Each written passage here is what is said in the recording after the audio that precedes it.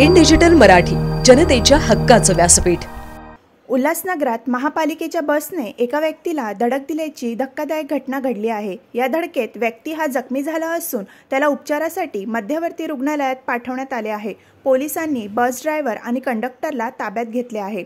आज दुपारच्या सुमारास उल्हासनगर कॅम्प नंबर 3 येथील जवाहर चौकात महापालिकेच्या बसने एका व्यक्तीला धडक दिली आहे। या धडकेत एकनाथ म्हात्रे यांच्या पायाला दुखापत झाली आहे।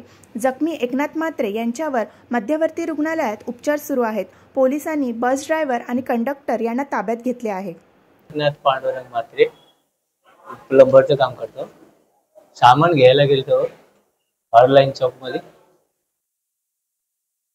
क्रॉस करता वेळेस गाडीने मला ठोकला। कुठल्या गाडी? बस होती बस। ऑनलाईन चौक मध्ये दुखापत झाली, पायाला मार लागलेले, पूर्ण हाताला मार लागलेले।